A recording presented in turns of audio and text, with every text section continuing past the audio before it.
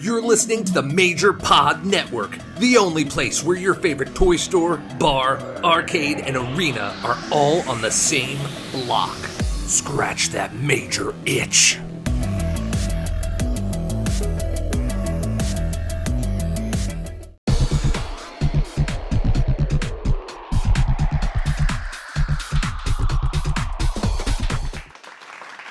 Welcome, everyone, to episode 8 of MC True Long Island Story. I am your host, the internet champion, always ready, Matt Cardona.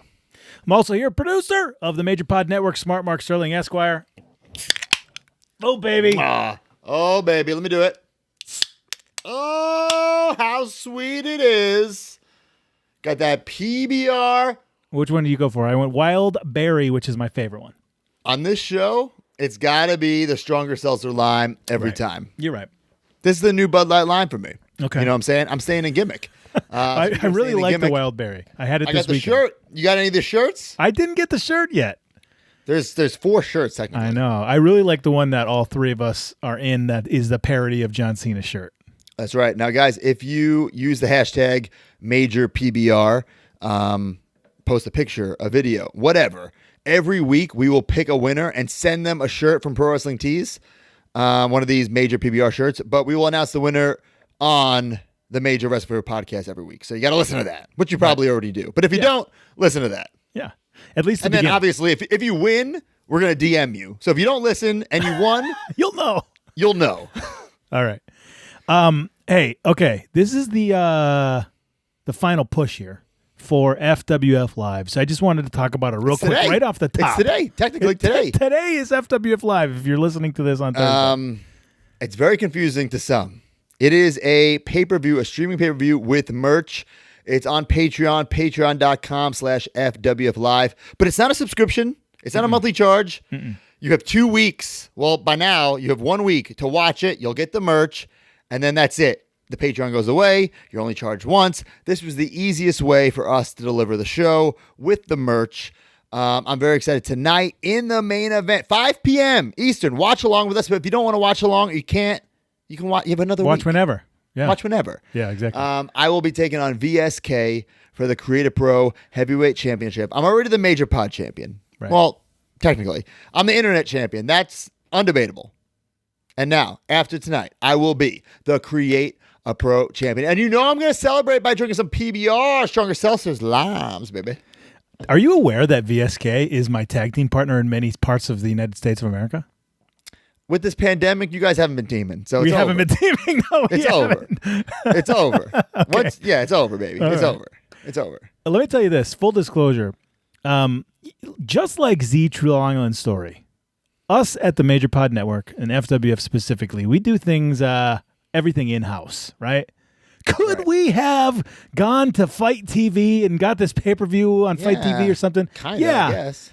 But we decided to do it this way. It's slightly confusing on Patreon, but it's all done in-house, just like Z True Long Island Story. I say it like this. We take all the risks and we want all the rewards. Right. You know what I'm saying? Yeah. Balls to the wall. And in your case, silver balls to the wall. By the way, a lot of people bringing up the, I think the new catchphrase of yours, which is, "Nah, I'm saying," which you say. I saw that quite a few times. Nah, I'm saying. It's great. I don't say it like that. I think I say, you know what I'm saying. Nah, I'm saying. Nah, I'm saying. Know what I'm saying? All right, FWF Live tonight, or if you're listening on Patreon, a couple days. Final push here. Or if you listened after Thursday and it already happened, you can still watch and get the merch until the 15th. Right. Yeah, perfect. So please do it. I spoke to my dad. He will be in attendance. So at least one Z True Long Island Story character will be on the show. Right. And Bob, I'll make sure that you have a front row seat. So just find me when you come in. We'll get you there. All right. Welcome to Good Housekeeping. I wanted to load up here in the beginning. I kind of just I was mad at myself. I breezed over this too quick last week. Last week, Trent is announced AEW Wrestler of the Week. Phenomenal comeback. But that didn't happen last week when we recorded. No, it didn't.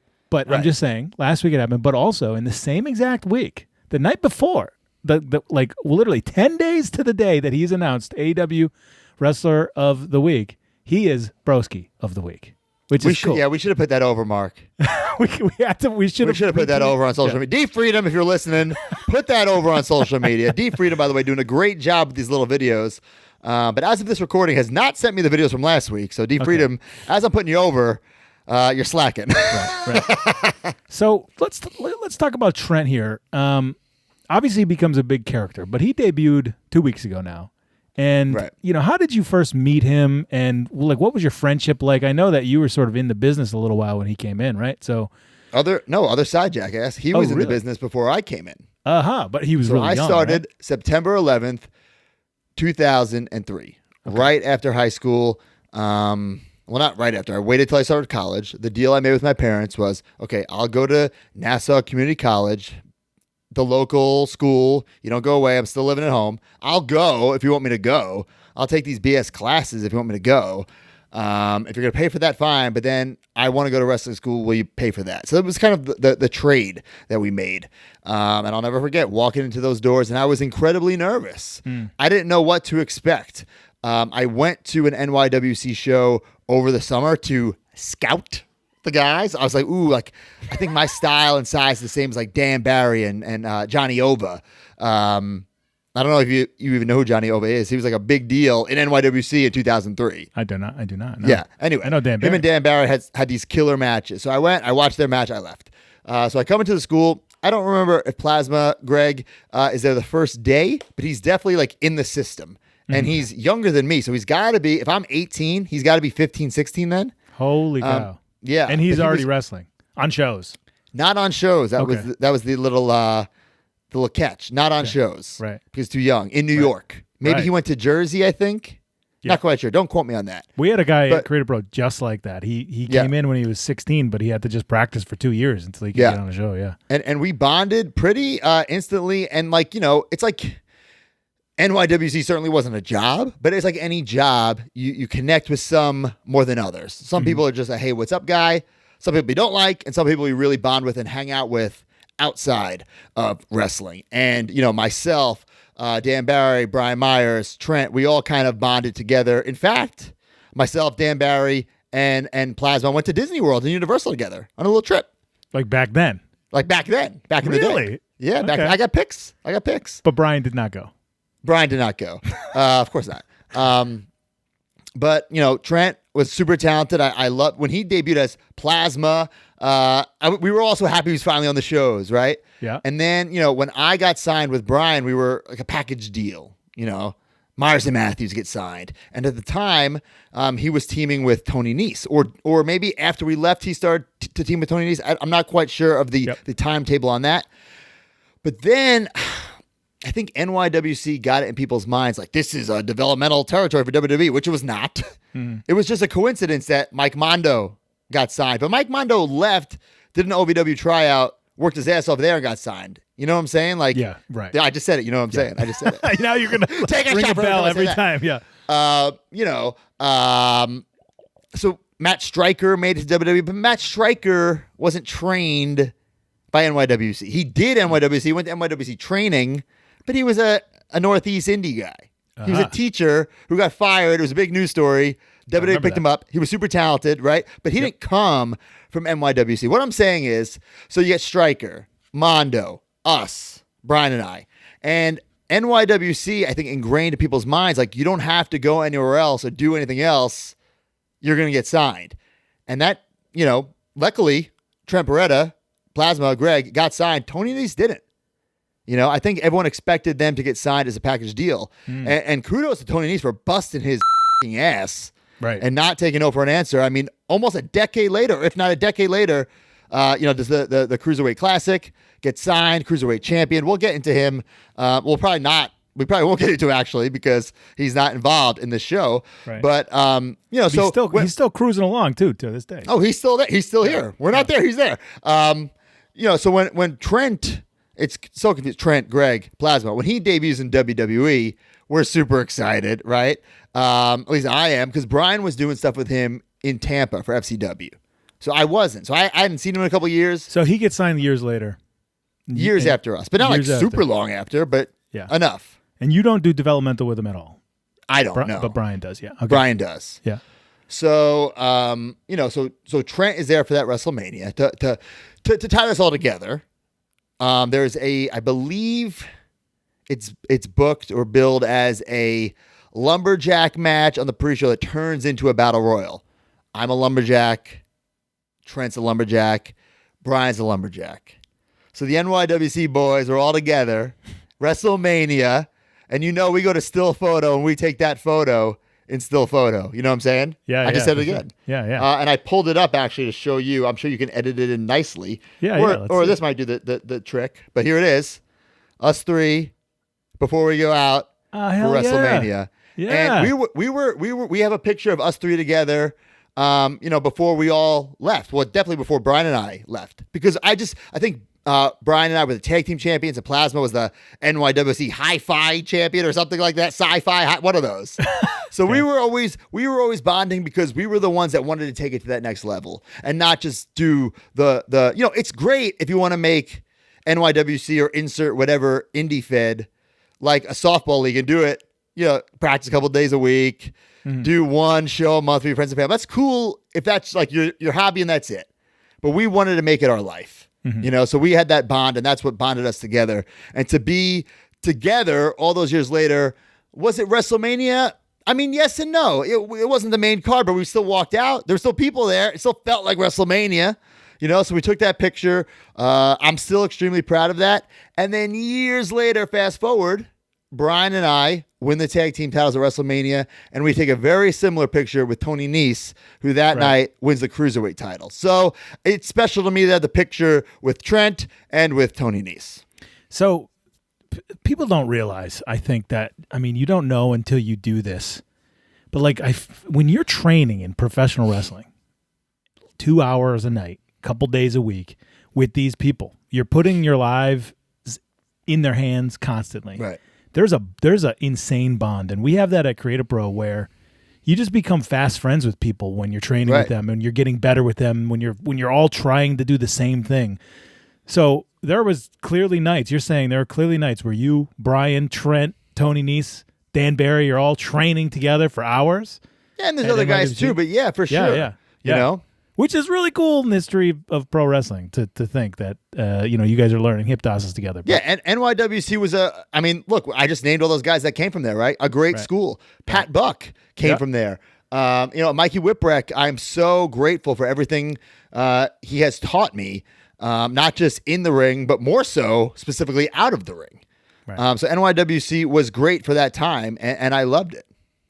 Well, March, the end of March is a very great week for Trent Beretta.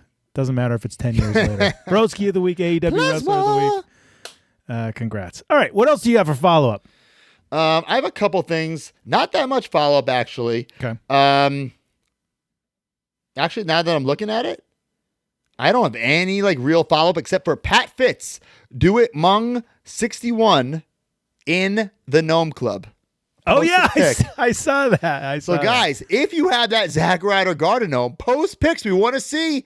And then I think Johnny Cisco and Earring, Merrick Man, they made some take a shot. Gnome Club shirts. I think we need an official Gnome Club shirt. Oh, 100%. Earring makes his bootleg ones, which is fine. But I think we need the real deal, Yeah, Earring does enough for us where we don't have to scold him for the extra things, but we're not going to recognize it. Right. All right, well, let's go to the Broski of the week. How about that? All right, well, this is very interesting. Hit the jingle. The Broski of the week. The Broski of the week, brought to you by PBR, baby. Hashtag major PBR is at Zombilly Horror, Billy Walter Peck. Now, what you had to do, everybody please listen to this. It's the same every week until I change it. To be Broski of the week, you got to find the pinned tweet on my Twitter, right? That's the tweet that's always there at the top, the pinned tweet. Quote tweet it, which is like a retweet, but it's a quote tweet, so you can retweet it and add text. In that, put a picture of your review that you left on iTunes or wherever, and use the hashtag Broski of the week. So it's kind of difficult, but it's kind of easy. You know what I'm saying, Mark? Mm-hmm. I know. Exactly. You know what I'm saying? It has to be a shirt. Now I catch myself saying that a lot. Know what I'm saying? No, I'm saying. No, right, here we go. saying. No. He wrote at the Matt Cardona, been trying to be Broski of the Week for an entire decade now, LOL. Let's see if this works. And here's the review. An inspiration, then and now 5 stars. Thank you very much. Listening to MCTLIS and watching old episodes has made me reflect on where I was at in my ZR fandom. Being someone trying to carve my own path in the music industry, watching Matt come up with creative ways to get noticed was an inspiration. Now, all these years later, I have my own podcast based on the community that Matt and Major Wrestling for a Podcast team has built, and even worked directly with Matt as the music department for the Turmoil brand. He sends me audio clips from Chris Jericho. Are you serious, bro? This is all true. Anyway, the point of all this is that Zack Ryder / Matt Cardona was an inspiration to me then and continues to be now. ZTLIS was and still is a big catalyst to making me want to do whatever I can to up my game professionally. Well, Billy, thank you very much. I know you from the podcast, but that's not why I chose you. The whole point of that show was to get like me noticed. That was my goal, right? Mm-hmm. And if I motivated people, that was awesome. But the point of this show really is to motivate people. I want to inspire people to take a chance on themselves and bet on themselves. And I'm glad I was able to do that then and now. So you will be getting the Broski of the Week headband. Let's show that baby up. Love it. If you want to buy that, that's mattcardonamerch.com. You will also get, Billy, the 8x10, which I believe is on mattcardonamerch.com. Yeah.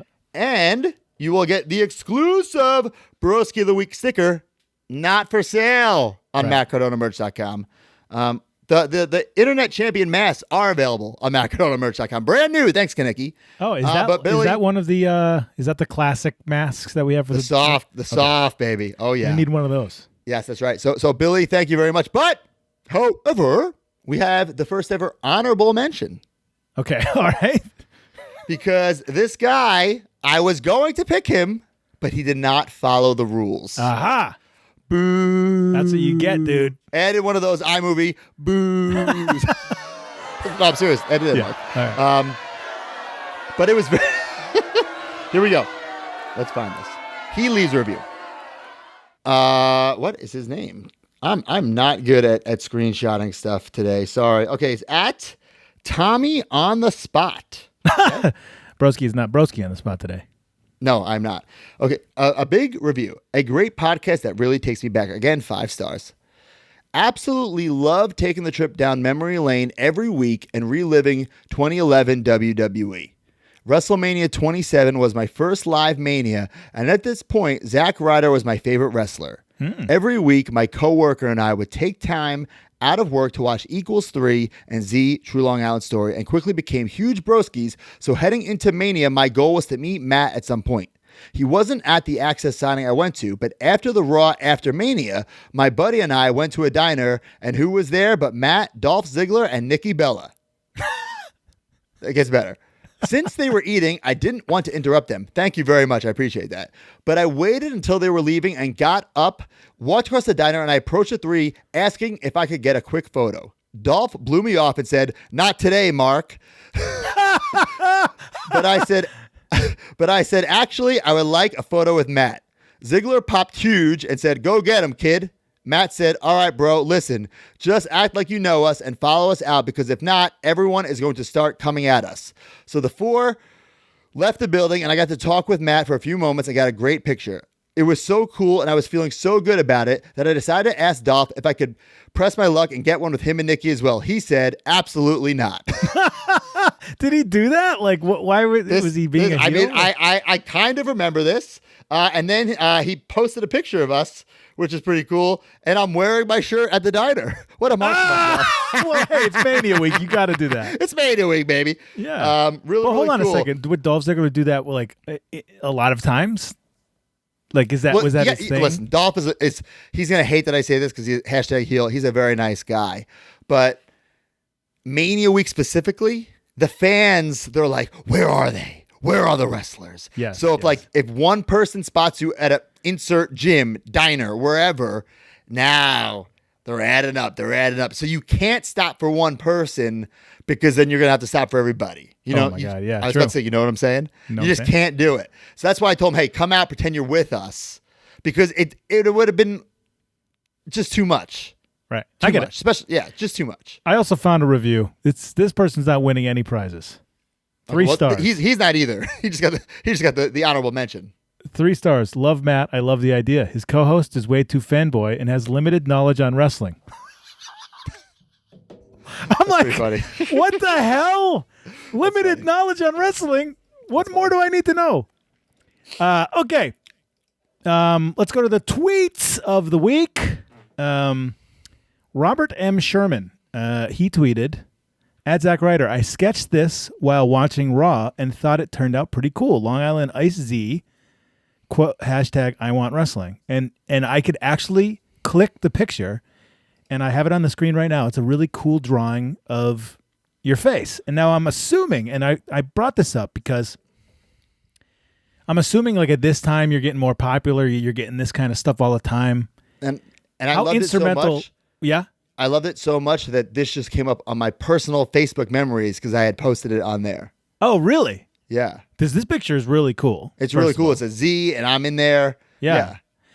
And now I know that, like, you know, the fan participation, obviously we've talked about this before, the logos on the show and people helping out and whatever. It's very instrumental on the creation of Z Trill Island Story. And actually 10 years later with the Major Wrestling Figure podcast and all that stuff.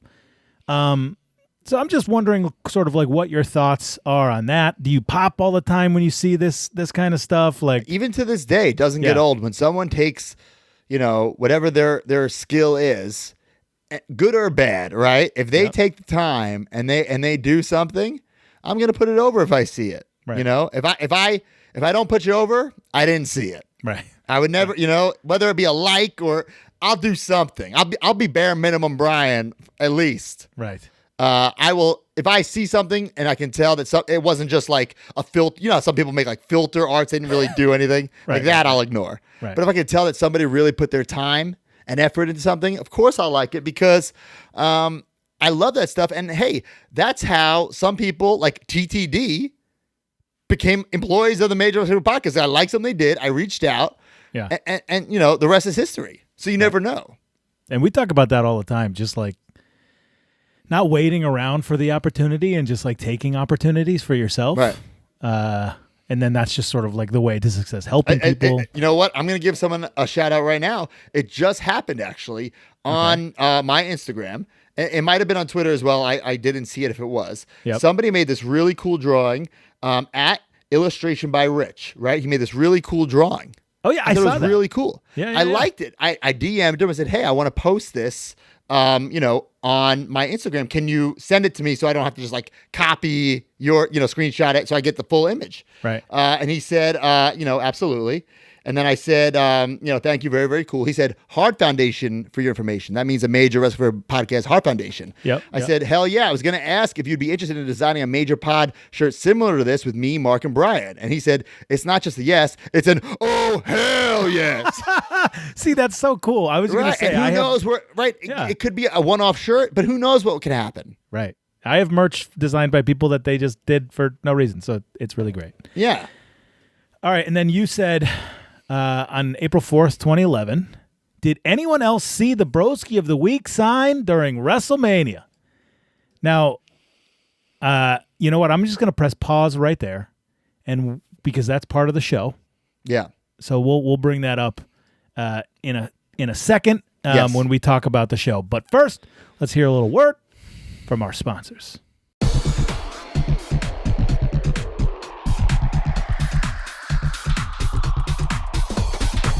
The Major Pod Network has a new tag team partner, Pabst Blue Ribbon. Everybody needs some liquid courage to make their own weekly purchases. Scratch that figure itch and scratch that PBR itch. Get your PBR beer, get your PBR hard coffee, and get your PBR stronger seltzer. 8%? If you're listening to this, you're already a major mark. Now it's time to become a major PBR mark.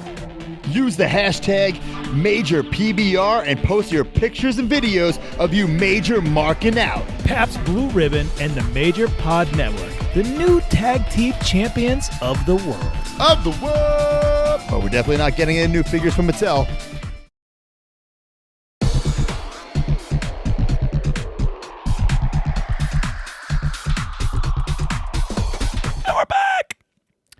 Okay. Leading up. Okay, so the show was posted last week, episode 7. Posted The week of WrestleMania. I'm Yes. literally filming and editing in Atlanta during WrestleMania. And then this episode is like right before because the show comes out on Thursday. So this is probably like Thursday, Friday, Saturday, Sunday, Monday. Yep. You know what I'm saying? Right. God damn it. That has to be a shirt. Yeah. So the show goes up on the 31st, and then this one, this one comes back. This one is out a week later, obviously, but during Mania week, the matches that you have. But let's first talk about this Mania week stuff.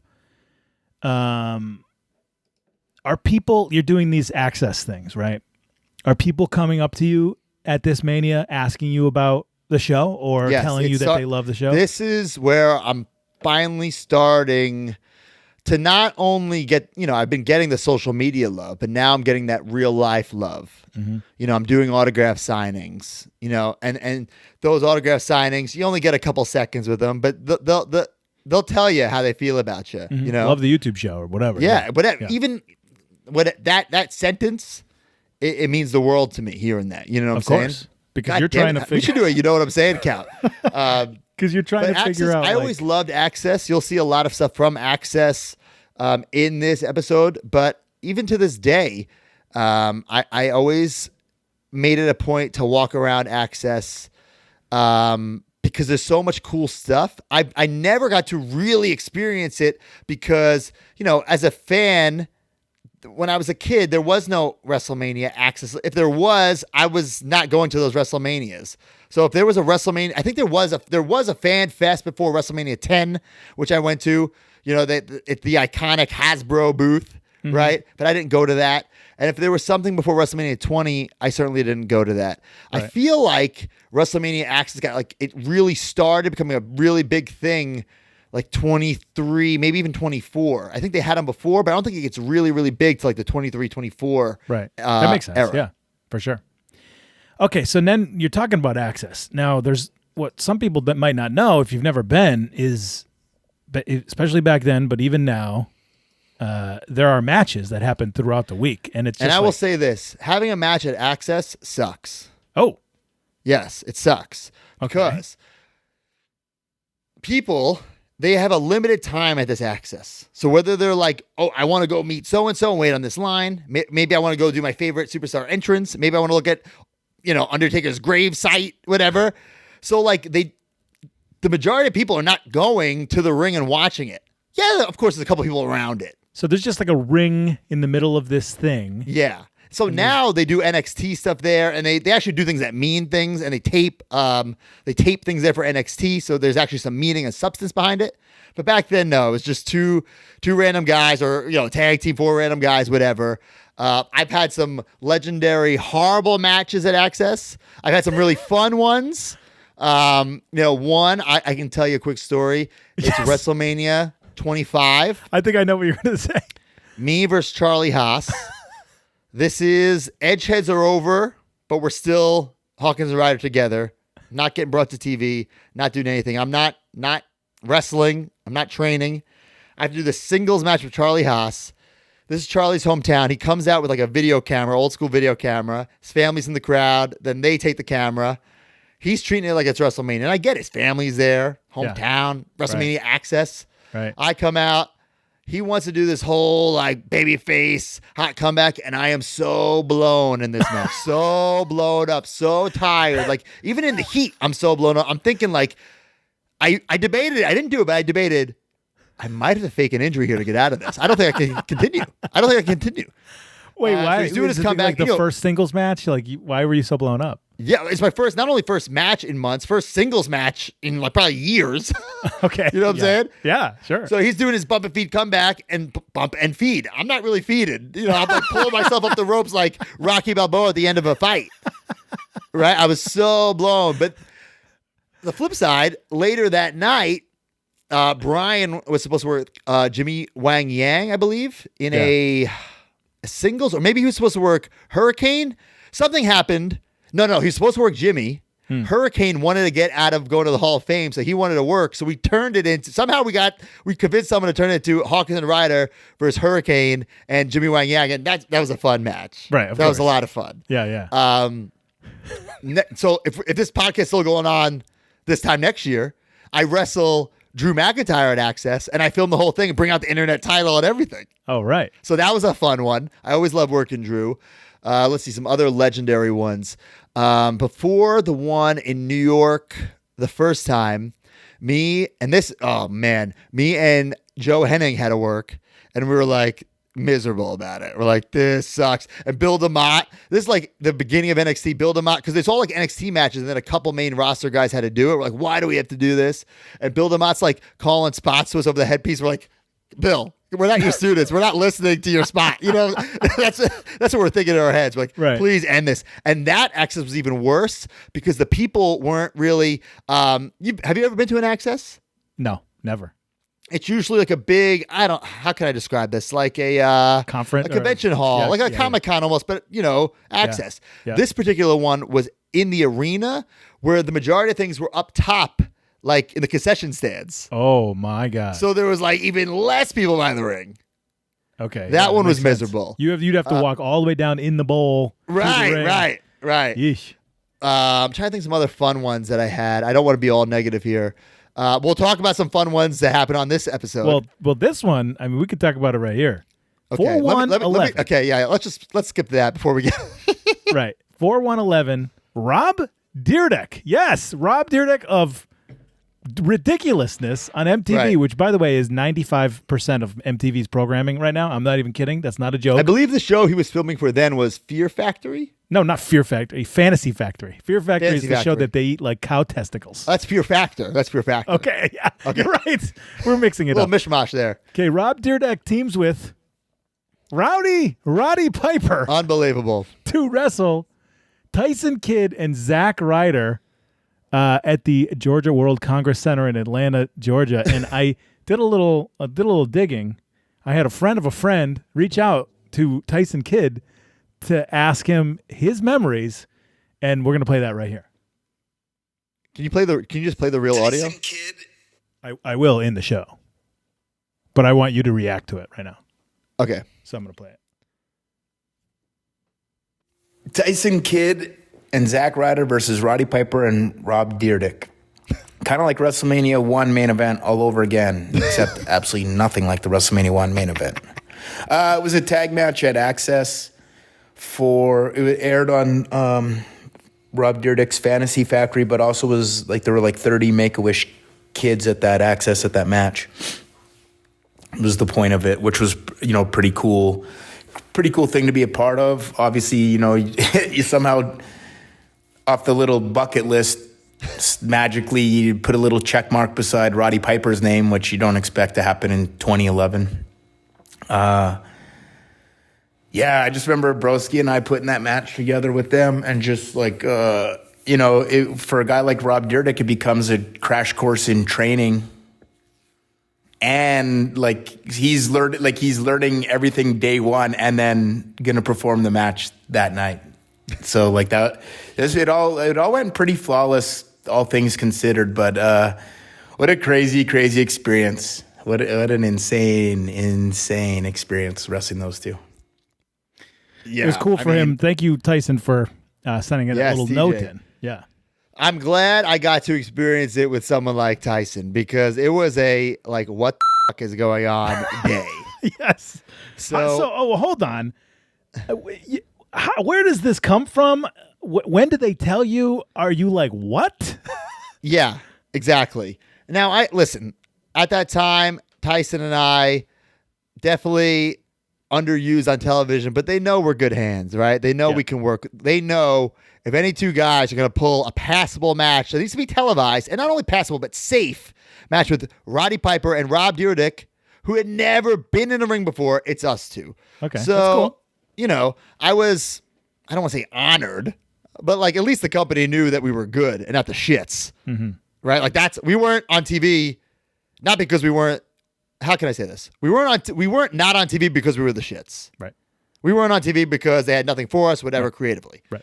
So I remember the day, like Piper was so confused about what we were doing, and he didn't think it was an actual match. And then I think he wanted more money. And then we had to legit put this whole match together. And Rob Dyrdek had like his whole entourage. What was the big guy with him? Oh yeah, he passed away.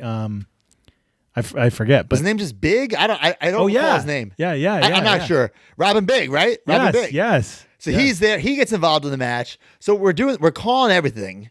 And I remember like Piper's like, I believe he's like gonna slap Tyson in the match, right? And we're going over it. And in the back, every time he's slapping him for real as we're going over it. Every time, you know, like you call on a match. All right, and here's the headlock. Here's the slap, and he's slapping him, and you could just tell. Like Tyson is like a little hothead, like, but you don't know it until he's ready to burst, and I could tell he's ready to burst. You know, luckily that didn't happen. So we're going over this match, and the finish of the match is Rob is a professional skateboarder. Yeah. So the finish of the match is this giant ramp that they built. And he's going to come down on the skateboard and then like give me a cross body. So we have to rehearse this a bunch of times.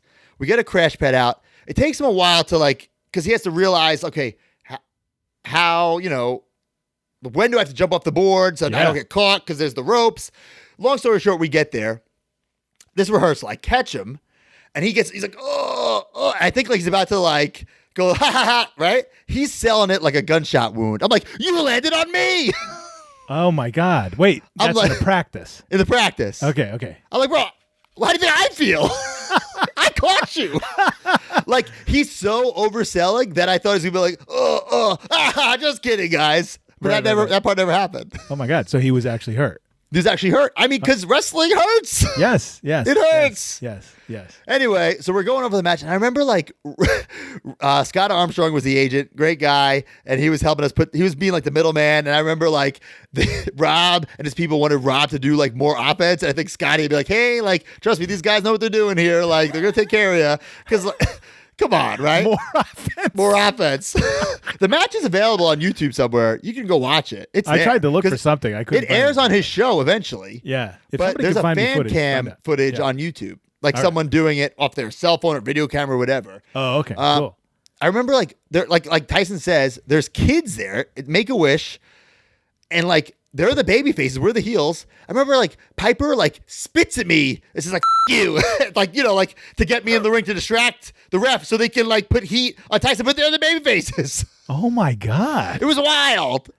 But like TJ said, like check that off the bucket list. You worked Rowdy Roddy Piper in a WWE ring, not at some like bingo hall years later. It was on television, ends up being on MTV. In a match with a famous person at WrestleMania. I remember Mark Carrano, head of TR. I don't think he was head of TR then. I don't think he is anymore either now. But I remember he said something like, you know, this could be a real big opportunity for you and Tyson. You never know where it's going to lead. I'm like, okay, Mark. Right. Okay, Mark. Sure. We're gonna be reoccurring characters on Robin Big. Get out of here. I feel like he was like a huge star at the time. I mean, he's much bigger star now, I guess. Hey, listen, he was super cool. It was awesome. It couldn't have went better, like TJ said. It couldn't have been better. It could have been a lot worse. A lot of things could have went wrong. The dive in the match went perfectly. Great. You know what I'm saying? It was great. It was a lot of fun, a great experience. Got to wrestle Roddy Piper. Got to meet and wrestle Rob Dyrdek, super cool dude. Got to be on his show. I got to team with one of my friends. It was an awesome day. All right. Yeah. Well, that is not it for you and Roddy Piper for the week. But I have another Access match. You don't have that on there? I do. Wait. I don't have another Access match, but I do have another Access match. I wrestle Great Kahli at Access. Oh, I didn't have that on the list. Oh, I guess you're missing some other matches, Marky. I guess that fan was right. That fan was right who left that review. Yeah, I could be missing some matches. All right. So, anything happened in that match, or it was just whatever?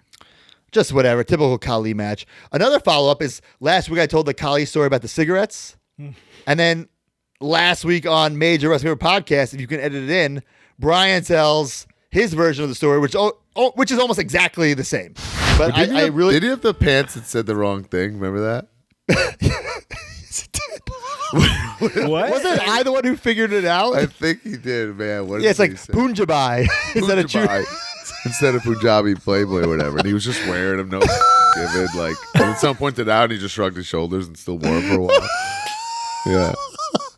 Holy shit. We talk a lot about Kahli on MC, but yeah, I would love an RVD. Do you remember when one time we were the Major Brothers still and we were doing a house show loop? Oh, and bro, tell the story because I think I tell it. Dreamer. Yes, this is it. Dreamer pawned off Great Kahli at us, and like we couldn't say no. It was like a nightmare. And we had a PT Cruiser. Like we tried to get out. We're like, dude, we'll give it because like whatever the loop was, we were gonna go through McDonough where Deep South was, and we were gonna like stay with a friend, maybe TJ Natty or something. We were gonna stay with. I don't remember, but like we didn't live there anymore. We were gonna stay with a friend, I think, and then he lived there still, and we were gonna drop him off. And Dreamer like made us do it. We're like, God damn it, okay. So we had a PT Cruiser, which Great Kahli does not fit in. I drove. Broski smushed in the back. He was like he's in my seat basically. Like that's how much of his body fills up the chair that like his arm and like was in my like lap basically as I drove 2 hours. He like chain smoked out the window. He had 2 cell phones, having multiple conversations on 2 cell phones the whole time. We're the Major Brothers. We're poor as basically like broke as hell. Finally get to his house, drop him off. He gets out, Kahli saunter all real slow or whatever. He gets almost to his like door, and then he stops and turns around. And I look at Broski and I go, "Oh, he's probably gonna give us gas money because that we just did him a solid like that." He reaches in through the window, grabs his cigarettes off the dash, and then goes right back to his house. Okay, so you do kind of face the Great Kahli again because at WrestleMania, it's a dark battle royal. So what it is at WrestleMania, now the memories are coming back. It's Daniel Bryan against Sheamus for the U.S. title. Lumberjack match turns into a battle royal. It's only like 4 minutes and 30 seconds. Like that's something Turns they into a talk battle about. royal. Turns into a classic jabroni battle royal before the show. Which, listen, When they say it's better dark, than nothing. It's better than not doing anything. was you know that what I'm on saying? the pre-show though, or was it literally dark? I don't know if they had pre-shows then. Well, they always had like at least some sort of free for all. Then this I would have to assume would be on that. Okay, all right. Because if I recall, like they were supposed to have a match, and then I got bumped to that. Yes, you're Right. right. So the Great Kahli But that was wins fun too things. because I'm out there with Brian, Trent, all the guys. It's fun. Battle royals are fun. I always tried to have like cool eliminations. If I recall, in that one, I tell Daniel Bryan to hip toss me out, but I take a 450. Holy crap! I always love taking that 450 bump when someone shit cans me to make it look cooler. Yeah.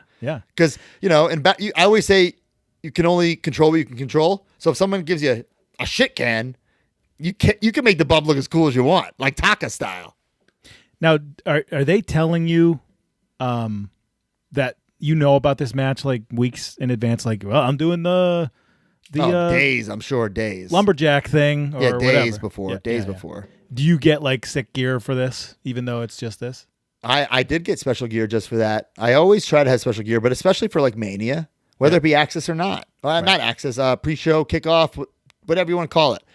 I had special gear for that. As a matter of fact, I'm looking at my D-top over here. They made a figure of it. It's a basic figure where I can't tell. Oh, I believe it's series 27, maybe basic 27. Put it on the screen if that's the one. I'm wearing like Long Island IZ gear, like icicles dripping down. Really, really cool gear. Very toyetic, as they say in the biz. But I mean, the basic, I'm just wearing trunks. But I have Would you knee keep pad that covers. gear? What's that? Do you have that gear? Would you? I have do. sold I it? do have that gear because my rule is Okay. make a figure, automatic keep. Okay. Got it. What about like WrestleManias? Have you sold any of the WrestleMania gear? No, I don't think I have. Even like the year before, there is another battle royal. Yeah. I'm actually in the final 2, I believe, if that's the right year. With Yoshitatsu, I have that gear. I probably have every gear from every Mania, whether it be a Mania match or a battle royal or lumberjack or whatever. Okay. Well, And like those matches, like, does it suck to only be on that? Yes, of course you want to be on the card, but it would suck a lot more to not do anything. WrestleMania, when they come to New York, I think that's 29. For like the first time ever, there's no, not ever, but the first time ever that I've worked there, there's no Battle Royal before. So it's New York. It's a super, we'll talk about it next year. It's a super bum year for me because the year before, it's WrestleMania 28, doing the YouTube show, have the match where I got kicked in the balls by E, but at least I'm the focal point of it. Yeah. Next year, New York. I made those DZ for ZR stickers, which lead to nothing. Right. But I'm not even, there's no Battle Royal. It's just Miz versus Wade Barrett.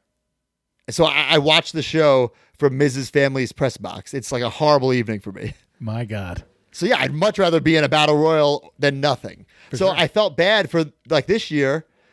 WWE announced that the Battle Royal is going to be on SmackDown before and not at Mania. And I tweeted something like, I feel bad for these guys. And I was crucified on Twitter for saying something like that. Really? I didn't know that. Yeah. Like, What are people, what are the people it was one of those tweets where I couldn't check my Twitter for 2 days because it'd be all like bashing and negativity. Yeesh. Yeah. It's like, Oh my God. Imagine being mad about that. Right. All right. So the next night. Like I was saying, I think they should be on, like, I feel bad that they're not on the show. That's what I'm saying. And I understand not everyone can be on the show. And I don't agree that everyone should be on the show, but this is the precedent that WWE has set. I knew exactly. There's an Andre the Giant Memorial Battle Royal every year, whether it be first or like later in the show when everyone's tired, to give people a break. It's always there. The wrestlers are conditioned that, okay, at least I'll be in the Andre. At least I get some nice gear. It's Mania. Especially these guys, everyone didn't get to wrestle in front of a crowd for a year. It wasn't just the top guys. It was everybody. That's true. Drew Gulak's busting his ass on main event in front of nobody. Right. So that's what I'm saying. I feel bad that they don't get to do that in front of people at Mania. 100%. I got it. I knew what you meant. I thought it was very self-explanatory, and I think I would hope any of the boys who saw it knew what I was saying. But the negativity I got was like, oh my God, this is why I hate people. Yeah, my God. All right, so we'll talk about what you do at Mania on the Mania card in a little bit. But so the next night on Raw, 4/4/11, you have a dark match against Mark Henry. That's the night you get in trouble. Mark Henry in the middle of an epic run here. I always love working Mark. Starting an epic run. I always love working Mark. Very easy. Much like Kahli, it's like you're going to have the Mark Henry versus Zack Ryder match, the Kahli versus Zack Ryder, because I've worked them so many times. Okay.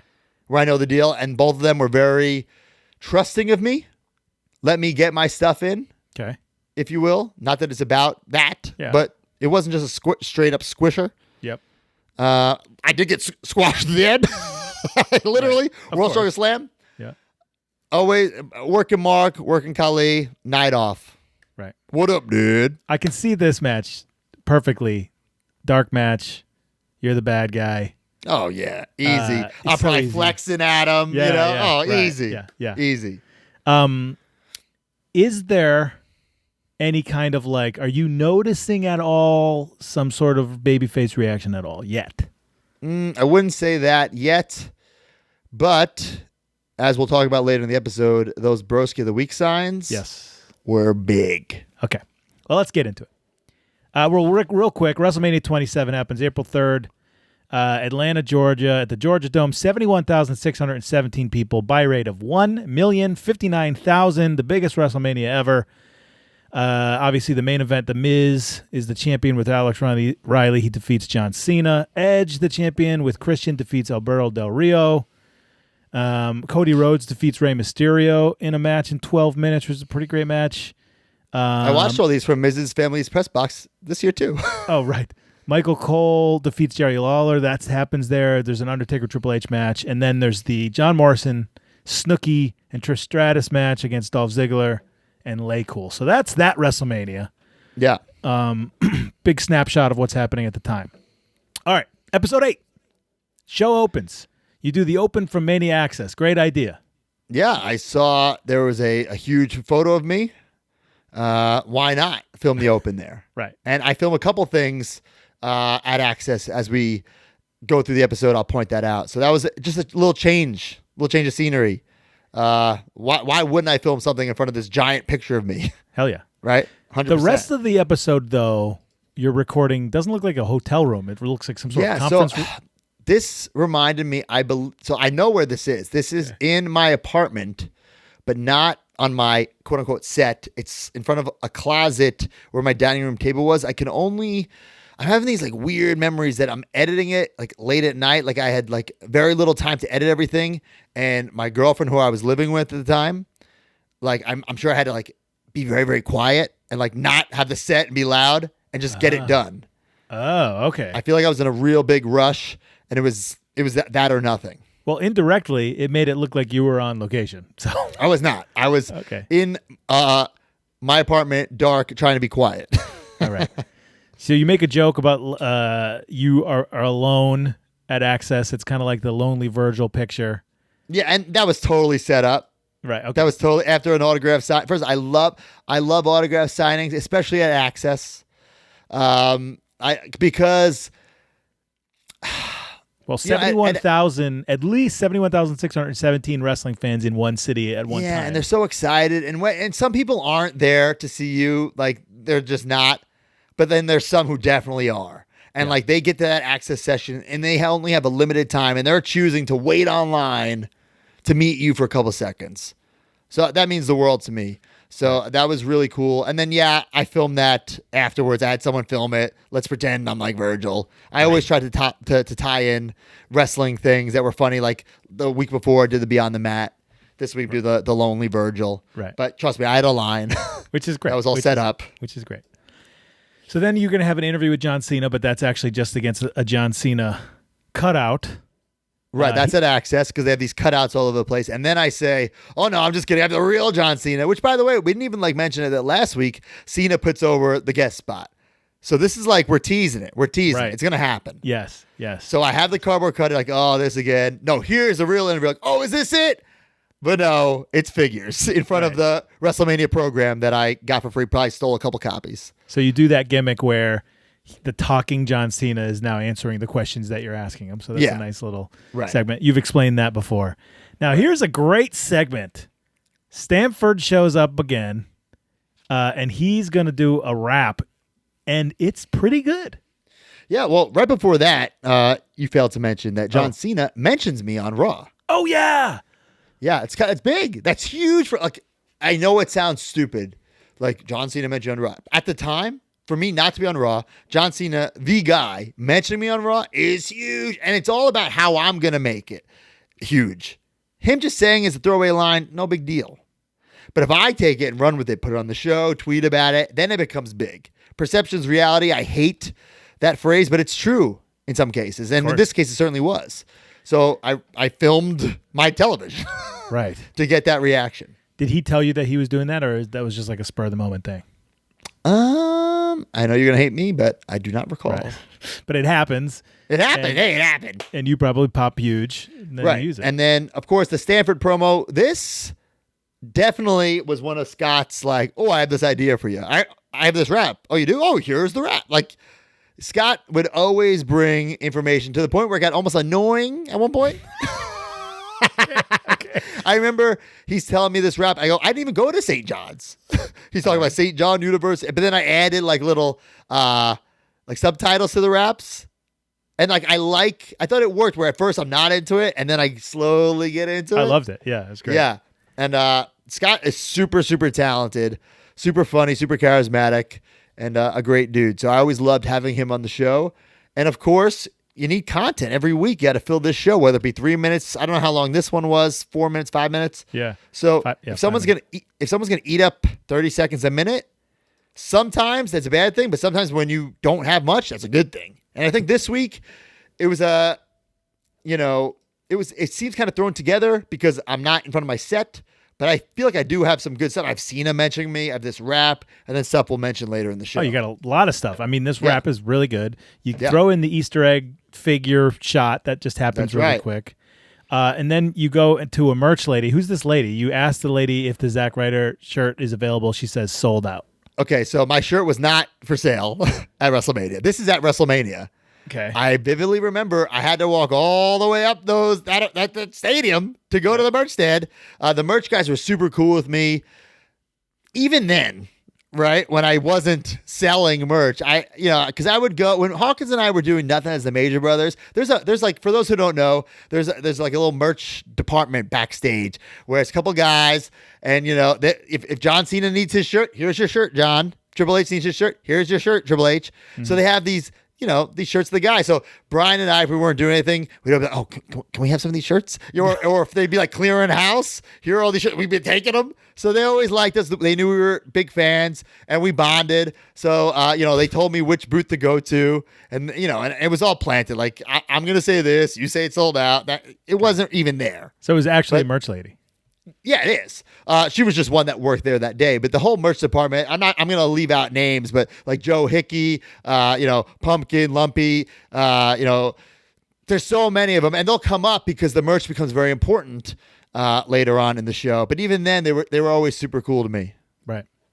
All right, and the next segment might be one of my favorite segments so far in the show. You're in the hotel room, and you're walking down the hall, and you bump into somebody. Boom, boom.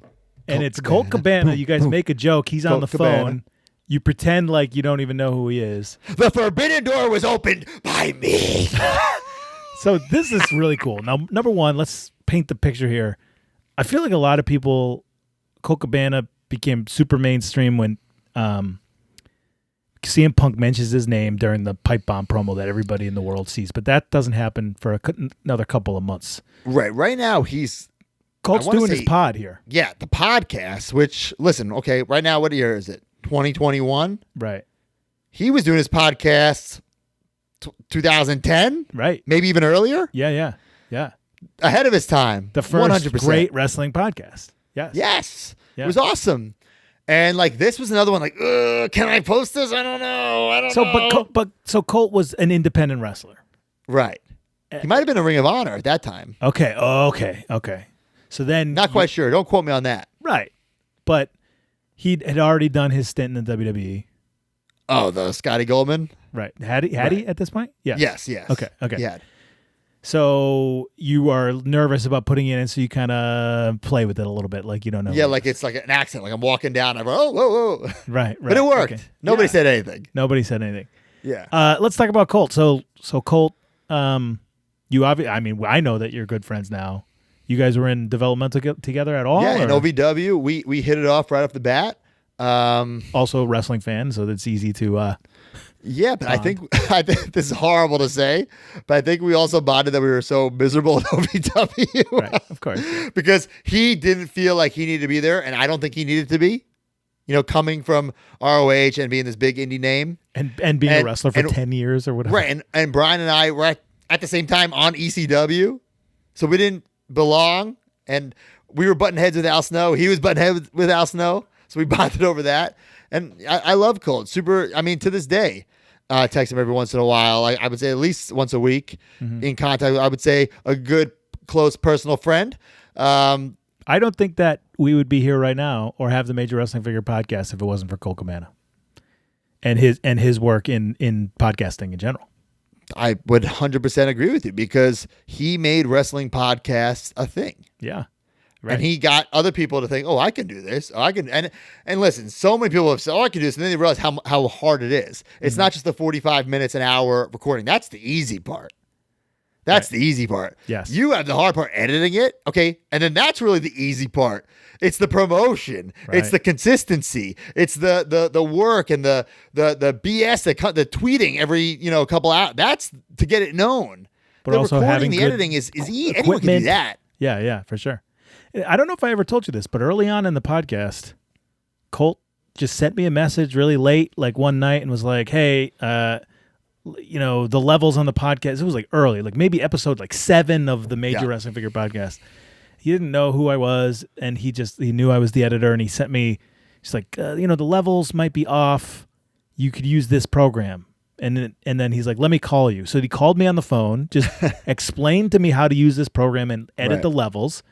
Helped me such a great deal. I use this program still to this day for all the podcasts plus the videos that we do. It was such a huge help, and he just did that for no reason, just to help us out early on. So thank I you love very much, Sooty Boy. He's great, and obviously we were both in town, and we coordinated that. That wasn't, I wasn't by chance walking down the hallway with my flip camera. Right. Cool. And I was cool. I think even like that was like edgy. Yes. Oh my God, he put Colt Cabana on the show. There was back then a WWE wrestler mingling with a Ring of Honor wrestler. And then a couple months later, I do his podcast, and like I was like, ooh, like I'm not gonna ask permission, Right. Because there was a time, even right now, they're super strict. You can't do anything without permission. Right. But like then you couldn't. But then there was a whole time where you can do whatever you want. It was like the wild, wild west for a little bit. But they've cracked down. They've cracked down on it now. But back then, oh my God, you couldn't just do someone's podcast. Podcasts weren't a thing to do. Right. But you couldn't, and that's when I was like, it was the Rider Revolution, the summer, like things were going up. Like I was like, oh, I'm gonna do everything I can to get, because I want the smart internet fans who like Colt Cabana to hear my story if they don't know it already. Yeah, for sure. So Colt gave me that platform as well. Yeah, I remember that for sure. And even Colt with his, Colt had a WWE.com web show, like What's Cracking with Scotty Goldman, and he let Hawkins and I on there to show our personalities. I believe that's one of the early times I do the woo woo woo. I think I do it on the Dirt Sheet first, Morrison and Mrs. Dirt Sheet, and then I do it on that show. And we try to show the contrast between Brian and I. And Colt didn't need us on his show. He's trying to get himself over. He didn't need to help anybody else out, but he did. And then years later, you get revenge on Colt Cabana on pay-per-view for AEW for bumping into you in the hallway, right? I guess technically, yes, yeah. All right. He said I stiffed him. Oh, really? Oh, yeah. Yeah. Well, you needed to get the revenge. Okay, so the next segment, this is another. We're going long here this week. This is a lot of Sorry, shit. guys. The next segment, you recount your segment on WrestleMania. You do a segment, which I think, we talked about this in the Major Wrestling Figure podcast. This counts as you being in WrestleMania. I think. And I was thinking about this as well. So it's a backstage segment with Snoop Dogg and Teddy Long. I guess it's some sort of American Idol type thing. They're singing. Swoggle's involved. The reason I don't attach it to Mania, even though it clearly is Mania, it happens on WrestleMania, but we had done it days prior. Aha. So I guess like in my psycho mind, I don't attach it to WrestleMania. Okay. It's weird. Like to me, it's weird. Nobody else knows, but I'm wearing different gear than I'm wearing in the Battle Royal. So to me, it's just whatever. Well, theoretically, you got that gear all sweaty, so you change it. Yeah, in theory. So I'm singing Friday, which... Hold on, back up. How do they... did they come up with this, or you come up with this? Or I did not come up with this. As a matter of fact, I didn't even know what the song was. I think it was like on the... For like maybe the first time in history, WWE was ahead of something. Okay. Where it was like just about to get popular. So we're talking about the Rebecca Black Friday. Yeah. Yeah. So, like, which it blows up 100%. I think it was like on its way there, but didn't jump the shark yet. You know what I'm saying? Yeah.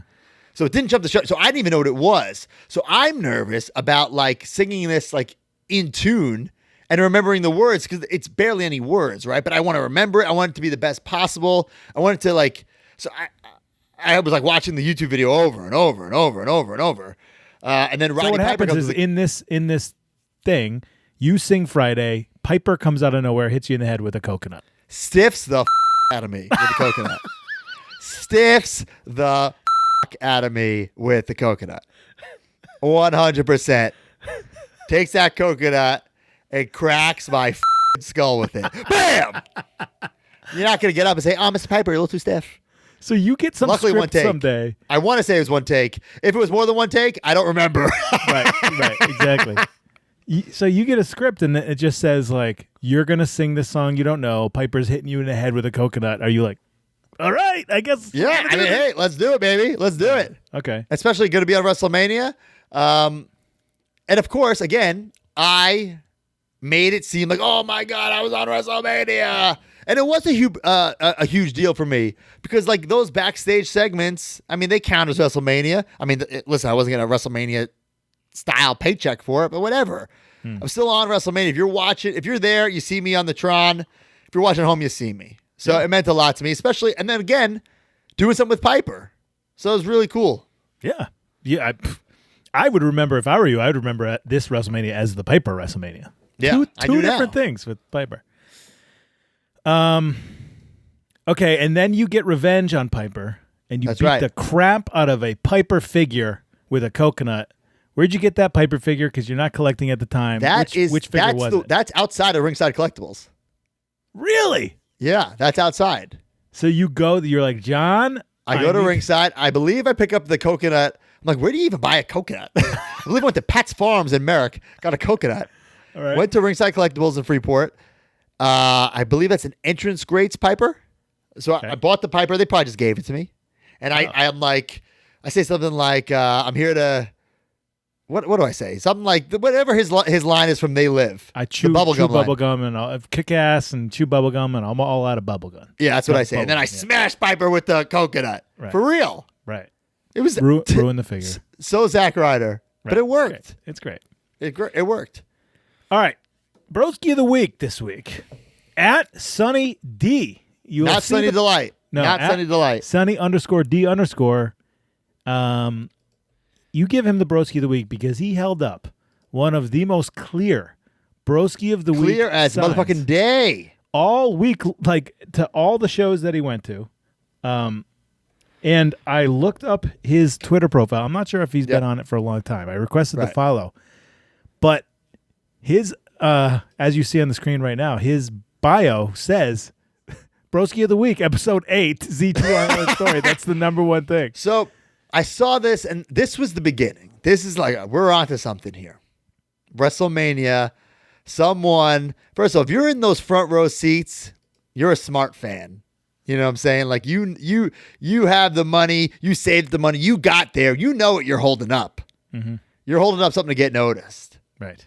And that was so special to me. Have the eyes on the show, the Broski of the Week. Yeah. And Nathan Zagura, my buddy, who wasn't my buddy at the time, I texted him, like, you were boys with this Sunny D guy. He's like, yes, we were there together. And he sent me pictures of Sunny D. Nathan Zagura as in the sports reporter? Yeah, you know Nathan Zagura? I listened to his podcast for years. Get the out of here. I mean, I don't know him, but I was a huge fan of his podcast. Oh, he's going to get HRD listening to this.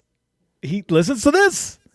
Yeah, he's like Zagura. my buddy. Zagura, bring back your fantasy football podcast. It was Oh, the my greatest God. thing ever. What, Hut Mike with The Miz? No, the one that he just did himself with, I think okay. it was like with CBS. I could listen to him forever, and his advice was spot on. Oh, Nathan's my boy. He wasn't I didn't then. realize that. I knew, Yeah, he's my actually, boy. that was one of the reasons why I loved listening to him, because I knew he was a wrestling fan, too. Right. So he wasn't my boy then. He went with Sunny D. And I believe that's where him and Mike, because I met him through Mike, Miz, but I believe he meets Mike through like all the shenanigans of WrestleMania week. And I think they sneak into the WrestleMania park, something like that. Well, he's like a big Cleveland Browns guy now. Right. Great dude. Okay. So anyway, so Sunny D's hold up this sign. I'm making the Broski of the Week. And this starts a couple things. It starts, oh my God, I need to make fans the Broski of the Week. What can they do to be Broski of the Week? And it starts the putting over of bringing signs to the show. You bring your sign to the show, gets on TV, I'll put you on my show. Mm-hmm. So it was like killing two birds with one stone, but not killing birds, like making love to those birds, baby. You know what I'm saying? Right. So that's so perfect. So I actually went through my DMs Okay. with Sunny D. I wanted to see like if there was anything back and forth. Yeah. Zach, this is on 4/13/11, 10:20 p.m. Yeah. Zach, I'm warning you in advance. You're gonna have to bleep this for the show, but I'm gonna say it so I get your reactions. Okay. All right. Take some notes, Marky. Okay, Zach, thank you again for giving me Broski of the Week honors last week. Just so you know, I successfully parlayed that into WWWYKI, and I said, "Ha ha! That's what I like to hear." I wonder where that went. Did he get married or have a I kid? don't know. Oh man, that is great. Good for you, man. Yeah. Sunny D. The D, first non-wrestling wrestler Broski of the Week. Great job. Yep. This is great. What a show today here. It's a good one. And it's not over. Big O is up next in Yes. a very famous pushing the WWE segment. He's pushing you, and you say, "Nobody pushes Zack Ryder. I'm not getting pushed." Yeah. Great I don't joke. get pushed. I don't Yeah. get again, a way to make fun of myself, a way to not complain, a way to be funny about my position. So Big O is mad. He's hot. He wasn't Broski of the week. I come into the scene. He pushes me, and I get all fired up. Nobody pushes Zack Ryder. I don't get pushed. I don't get pushed. If you get it, you get it. I think you get it. Right. Either way, if you don't get it, he's pushing me because he's mad. That's But hilarious. if you get it, you get it. Yeah. Big pop for me back then, for sure. I remember. Yeah, and I think that's one of them that still hold up. Oh, yeah, definitely. I wanted the technical question. It seemed like all the Big O scenes are like different color. Did you put like a filter on the screen? Yeah, or is I it- mentioned that a couple weeks ago. I wanted Okay. Big O for a while to have his own feel. Got it. Okay. Like, okay, this is the Big O segment. Not that I don't think anyone cared. Maybe it was a subconscious thing that I wanted people to have. Okay. Got it. But that's what I wanted. All right. And then you sign That's up. that's in Chi's backyard, actually. And you're not living with Chi at this point. No, I'm not. Okay. All right. You finish the show seemingly at Access. You're limping back. You look. I just lost. If you look in the background, there's Kahli in his Punjabi pants. Okay. He has Punjabi spelt wrong in his pants. Punjabi. I'm serious. Like, pause it. It's there. Punjabi. So I'm selling, back, like me on face. And I thought it was the coolest thing ever. I get to incorporate this. Yes. Because, I can't do that on main event. Who am I going to talk to? Like, the hard cam and ask them to send me the footage? No. Yeah. So my who girlfriend was at the it time that was you at talked to? Access, holding the flip cam. Your girlfriend. Okay. At the time. Perfect. I'm now very happily 2 years engaged to Chelsea. Yes, I love you, yes, baby. yeah. So I know where she is, obviously, and I know this is what I'm going to do. Got it. It's perfect. Yeah. And then you actually close out the show. You're back. I say, your take house. care, spike your hair. I guess we're doing it, but we're all in on that. Then you say, and then you kind of very aggressively, you say, everyone will know it. What's the idea there? Yes, I don't know if I was. Maybe I'm starting to. I don't know. I'm definitely frustrated. I'm clearly frustrated. I started the show, but I'm not frustrated in a negative, bitter way. I'm frustrated and okay, no one is going to make an opportunity for me, and that's fine. Not everybody could be a top guy. Not everybody could be on top. Not everyone could be undefeated. Not everyone could be champion 24/7. That's not the business. That's cool. I wasn't a chosen one. That's fine. That's fine. I'm not complaining about that. Yeah. But I knew if I want to get to that next level, there's only one person who's going to get me there. They're not sitting in Stanford. That Zack Ryder kid. What can we do for him? If they wanted me on the show, they'd go click click click. They'd type it in. Yes. So I needed to force them to type it in. I needed to get so noticed, so buzzworthy that they were forced to use me. And I guess that's kind of the whole story of this story. Yeah. That we eventually get there. And then eventually it's Spoiler alert. All right, real quick, let's hear a little word from our sponsors.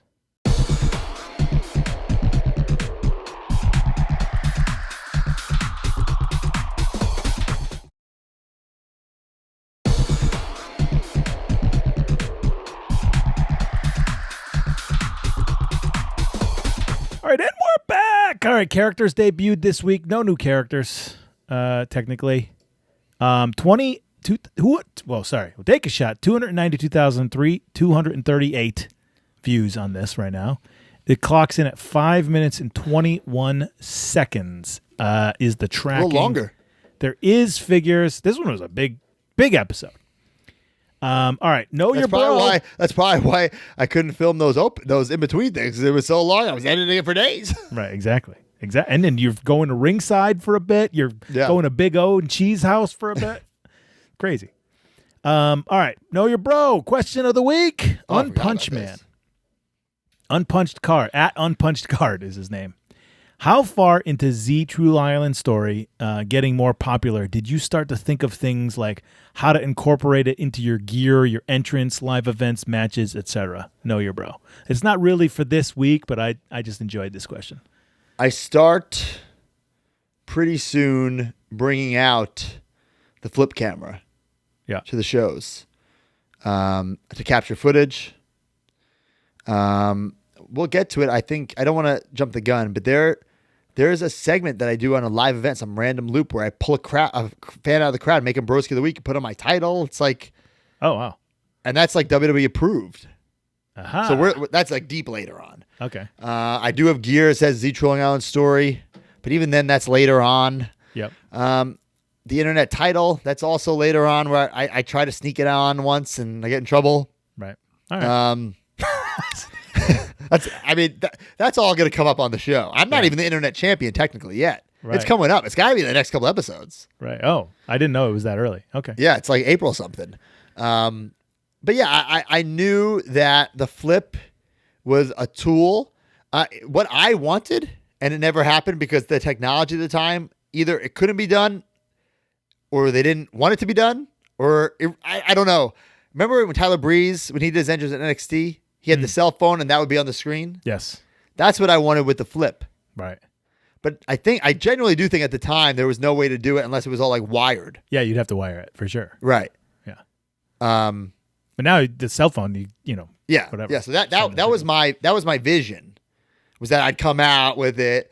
I'd do the crowd. Because even I would always come out and I would like scan the crowd, but I'd never like use that footage. Like maybe once, it's horrible footage, you know, like if I'm scanning the crowd with a flip camera, but they feel like I'm filming them and they're super into it. I see. Yeah. It was That's cool. great. I liked it.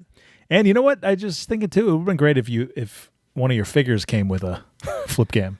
You know what? I'm surprised the Elite 17 that has the internet title did not. I'm surprised it did not. Maybe it's like too small or something. I think I don't know why. I guess if they can make microphones. Well, it's in the video game, and I do the scan of the crowd with it. That's true. That's true. The flip camera was my life. It really was, and it's crazy that in 10 years it's obsolete. You know what's funny? This just jogged in my mind.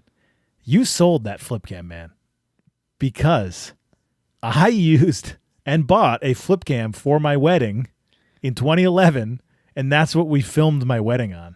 Oh my god, the quality must suck. Sorry, Oh, it's horrible. It is horrible. Actually, Oh my my God. biggest regret is that we didn't pay somebody to do it. I'm a videographer, and we filmed my And use wedding a on flip. it. I know. It's ridiculous. Bare minimum, Brian. You must have knew him back then. I'm blaming it on you. Thank you. Okay. All right. Well, This is a long one, guys. long one, ProWrestlingTees.com. Well, guys, we have the Are You Serious Bro tweet of the week. Oh, I didn't know you had one. Let's do Of it. course, every week, baby. Okay. All right. Play the jingle. The jingle. Are you serious, bro? All right. All you got to do for this, and for Know Your Bro, just use the hashtag Know Your Bro. If I read or Mark reads your question on air, give you 8 by 10. Same with this. Use the hashtag Are You Serious, Bro? Funny tweet. Pop me. Here we go. This is from @Luke00872219 @MarkSterlingESQ. Are you serious, bro? Just because Brian took his ball and went home is no excuse for you not to continue Stomp in Paradise. Are you serious, bro? Continue. I thought that was stomping. funny. Oh, from FWF? Right. Of course. FWF, guys, the crazy. Whole season's wrestling. up there. Check it out. And I actually write a sideshow, which is a couple minutes each episode for Stomp in Paradise. But someday it'll come back. We don't talk about that enough. There's a whole season up there, 6 months Yeah. of me and Brian rewriting the Attitude Era. It's up there. Just go find it. Super cool. It's Many nuts. episodes, six I'm pay-per-views. so thankful it's done. It took up a lot of my time. Yeah, for sure. I have another. I'm going to pitch you off air. I got another idea for someday when we start it again. All right. ProWrestlingTees.com/MajorWF ProWrestlingTees.com/Matt Cardona. ProWrestlingTees.com/SmartMarkSterling. That's where you find our shirts. Today, I'm wearing this Comic-Con exclusive WCW Disney Crew shirt. It's an authentic remade shirt from what the crew used to. An authentic remade shirt. Yes. That's a Well, double it is- entendre. Yes. Well, it is the shirt, a complete copy of the shirt that the WCW crew used to wear in Totally illegal. yes, but who cares? It was Who exclusive, and I have it. So I love that. I actually have it too. I wore it to Hollywood Studios once. Oh, really? Cool. Yeah. And then last thing, Broski, pitch us FWF one more time real quick and then take us out of here. FWF today. Patreon.com/FWF Live. It is a lot of fun. It's 5 matches, I believe, which is great. Yep. And like action-packed matches. This isn't comedy matches. This is real deal. Balls to the wall. Me versus VSK. Put on a banger. Smart Mark and Brian defend the tag team titles, the Creative Pro tag team titles, in a grudge match, street fight, hardcore match, whatever you want to call it. It's a lot of fun. Surprises. You get special exclusive merch. Buy it, flip the merch, make some money. This could be an investment. I don't know. But that's patreon.com/FWF FWF Live. And until next time, like me on Facebook. And listen, a lot of people are reaching out. Guys, I need a real human being. Don't go to the frequently asked questions and send me that link. I've done it, okay? I need to combine those accounts. I need someone from Facebook, a real person. So like me on Facebook. Follow me on Twitter. I guess, is it like on Instagram or follow on Instagram? Follow. Okay. Follow. And buy all the merch, including the new mask. Oh, baby, at MattCardonaMerch.com. And take care. Swig a PBR, Stronger Seltzer, and spike your hair.